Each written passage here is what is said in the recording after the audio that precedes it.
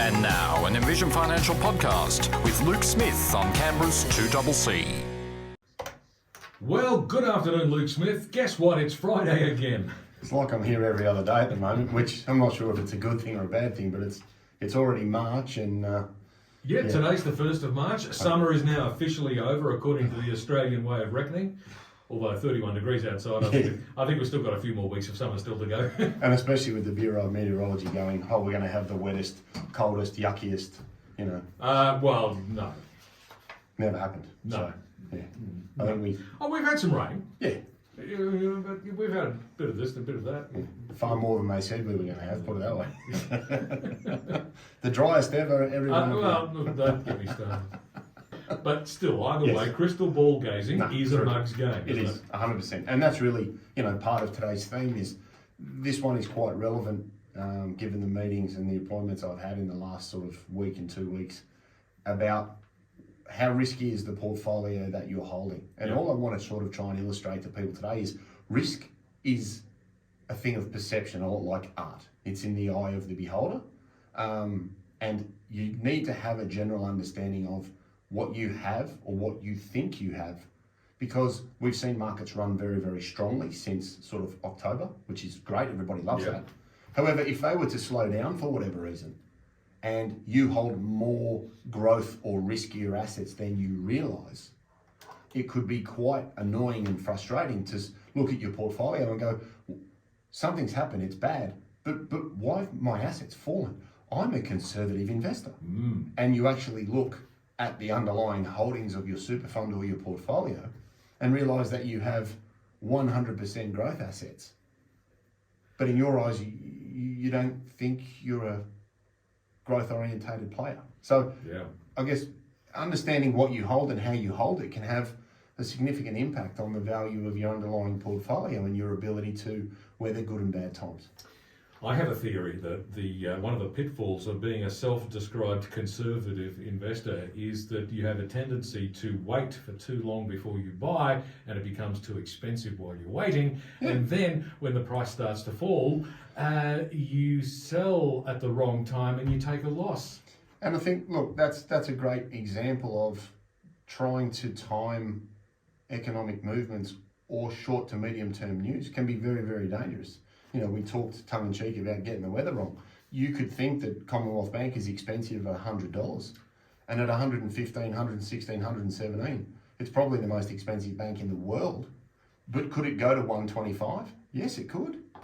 Now, if you wait for it to come back to 100, you might be out for a very long time.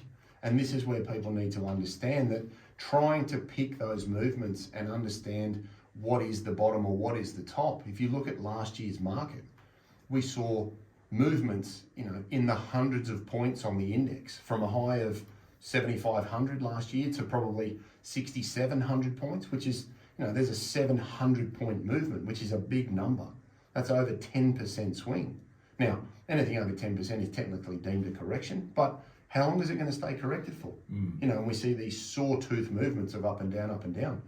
All I want people to understand is if you're running a very high allocation to growth assets, when it's good, it's good. When it's bad, it's going to be really bad. And you may not have the tolerance you think you do when the storm comes.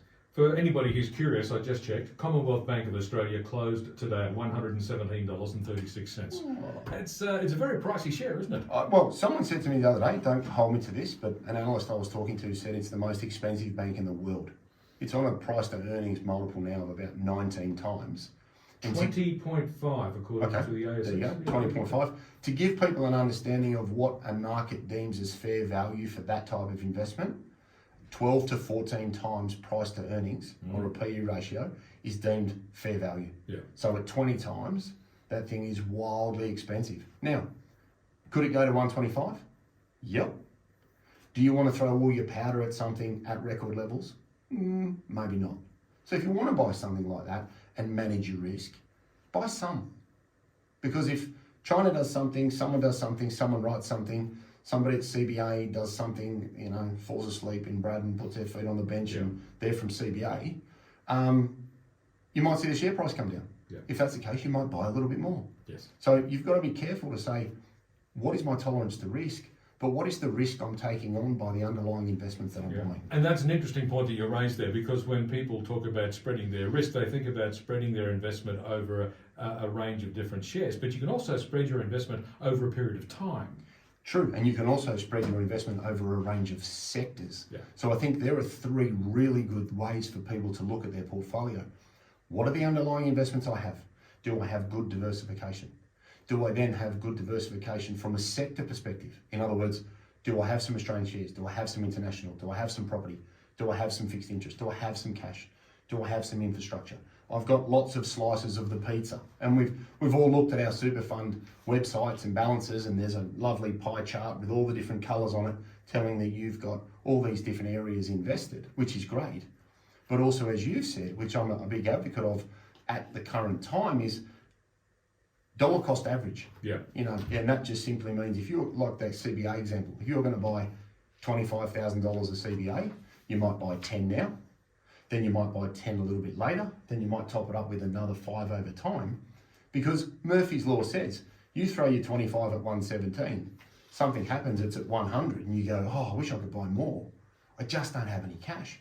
So dollar cost averaging is a good way to try and mitigate that volatility. And just on a side note, all this talk of CBA, this is not a recommendation. No, it is just an example. And again, I use CBA because most people know the acronym. Yes. And they know who I'm talking about. And it's one of our biggest businesses in Australia. So and look, don't get me wrong, great banking stock, right? But everything... Even better if you bought it some years ago. True, but also remember that you can have too much of a good thing. Yeah.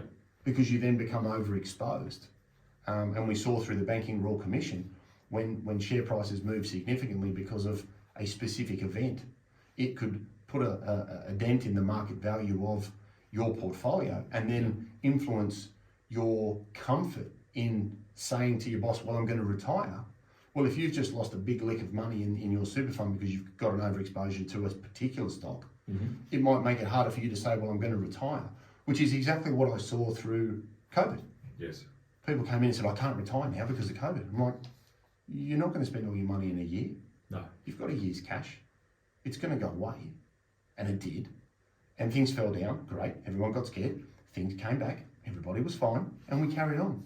So don't let risk impact your perception of other key decisions that you make by being overexposed to individual sectors.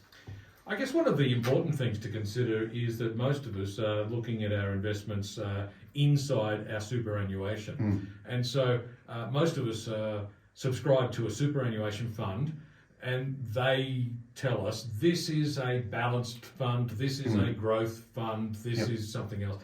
So what are they really telling us when they say it's a balanced fund? Well, it depends. And I wrote an article for a newspaper when the book dropped, because the financial editor of the particular newspaper had the same view as me. The labels of these options in some situations are the most misleading things in the financial sector. I'll give you an example. If I run a balanced portfolio, for me, balanced, I think of a seesaw. You and I sit on the seesaw. If it's level, that's balanced. Half growth, half defensive. Balanced in an industry fund could see you running up to 80% of your portfolio in growth-orientated investments, which include Australian shares, international, infrastructure, property, and then a raft of unlisted sectors that the industry funds hold. So the word, I would stress to people, ignore the word balanced. Yeah.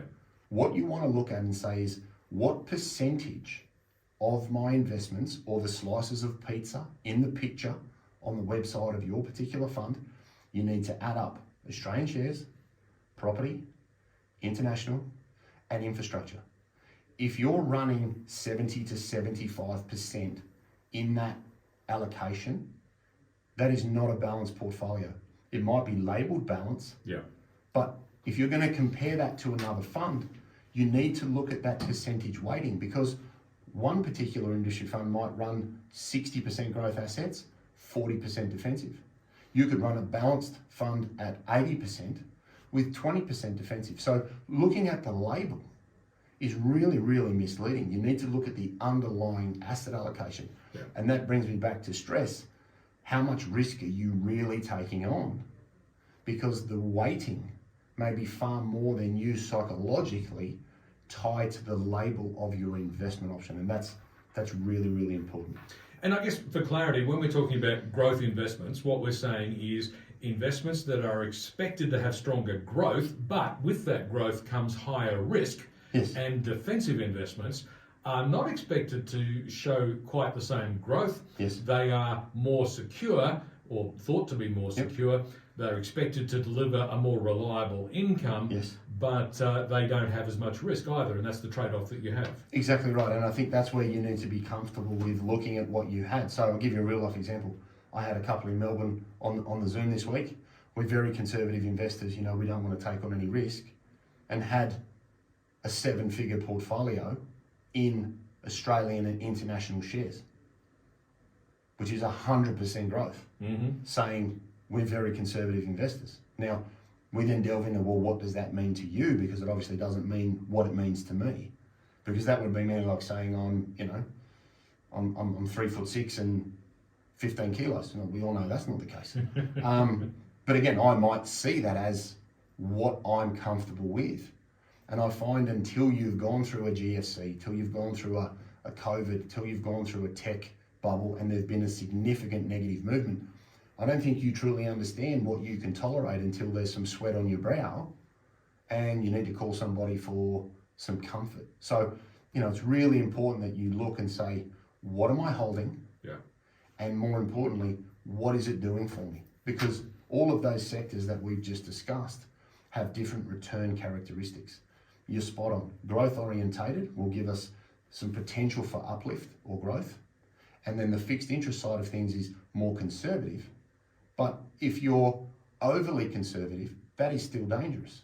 And the analogy I use regularly in the office is, if you're driving down the road and the speed limit's 100, if you were going down Gungahlin Drive, aka Gungahlin Raceway. Well, the speed limit there is 80, not 100. So I thought it was 130 because that's what you've got to do to keep up with traffic. No, not when I'm going down the Gungahlin Drive, I'm sort of doing 50, 55 because the people in front of me think that's as fast as they can go. Well, most mornings I'm doing about 9 because somebody's gone too quick into someone's bumper. Yes. Anyway, if you were doing 40 in a 100 zone, yeah, you're going to be late getting where you're going. Yeah. There's a very good chance somebody's going to run into the back of you. Yeah. And you're going to annoy a lot of people. Yeah. So, whilst you can have defensive assets, having too much in that defensive sector is dangerous because, as we've just said, defensive assets don't provide capital growth. They don't therefore offset inflation. In a similar vein, if you did 180 in a 100 zone and you hit a tree, there's a very good chance you're not getting out of the car. And if you've got a ticket, you can't talk your way out of it. No. So again, that's dangerous at the other end of the spectrum. So we need to keep in mind our overall exposure or the speed we're driving relevant to how we feel about the speed limit. Indeed. So we're aiming for balanced, but if the super fund says it's balanced, we shouldn't necessarily believe them. Correct. Indeed. It's about 10 minutes to 5, 2CC. Luke Smith from Envision Financial is with me in the studio. Back with more in just a moment.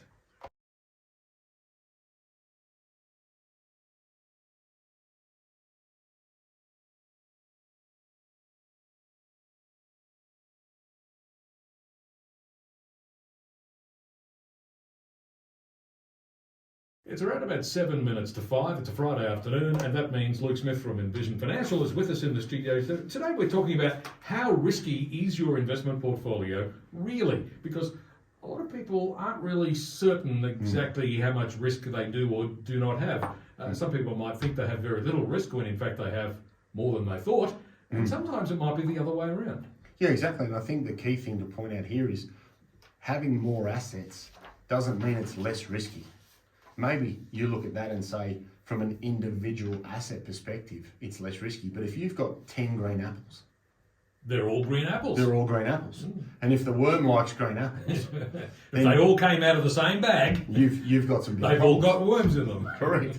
So we need an apple, we need a banana, we need a kiwi fruit, we need different stuff. So the point of that is know your underlying asset allocation. Balanced is not always balanced. To work out what your exposure is, add up Australian shares, property, international, and infrastructure. They are generally the 4 categories that will make up the growth or the more risky part of your super.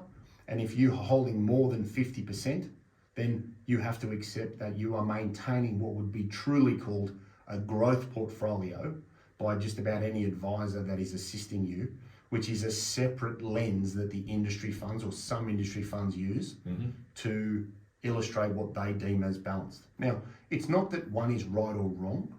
We're not saying that. What we're saying is you need what is right for you, and you need to understand what you are holding so you can measure whether it's right or wrong for you. Control your exposure to individual assets. You can have too much of a good thing, because if that good thing comes under pressure, it will make a more significant impact on the total value of your assets. Control your income and growth. So know which assets are providing income, know which assets are there for growth, because they are not the same thing.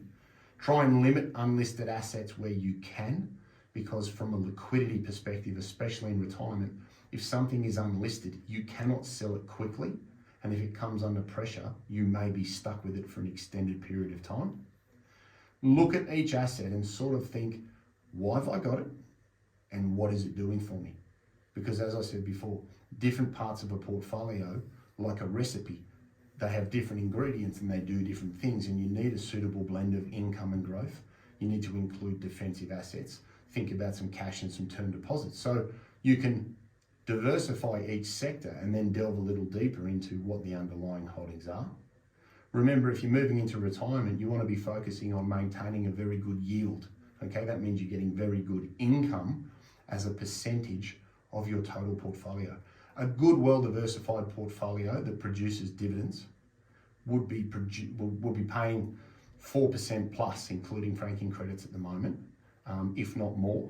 And that's with a sort of 70-30 mix of growth and defensive assets. So if you can get your mix right and get your exposures correct, and then you can generate a really good income in retirement, you can reduce the demand on your capital. And I find that gives people a lot of peace of mind when they go to turn the income tap off and say, right, this is what we're going to live on from now on, and we'll get some income from the portfolio, we'll get some growth from the portfolio, and that total return will protect the longevity of their holdings well into their retirement and well past what they need from an annual basis over the ages of sort of 75 to 80. Well, Luke, it's time to ask, where can listeners get more information? Yeah, office number 6260-4749. It's envisionfinancial.com.au on the internet. That's Envision with an E. We've got the podcast, The Strategy Stacker, Luke Talks Money. That's on iTunes and Spotify. You can go to Envision Financial Canberra and subscribe to the YouTube channel, where we've got all of the shows. You can just watch them on your phone. There's nothing to read. We've got the handle, The Strategy Stacker, on the Tiki-Toker. And all of these types of asset allocation considerations are in Smart Money Strategy, your ultimate guide to financial planning, available in all good bookstores, Amazon and Booktopia. And a few of the bad ones as well. Luke Smith, thanks for coming in. We'll catch up with you again next Friday. See you next Friday. Luke Smith from Envision Financial, back with us again at the same time next Friday on 2CC.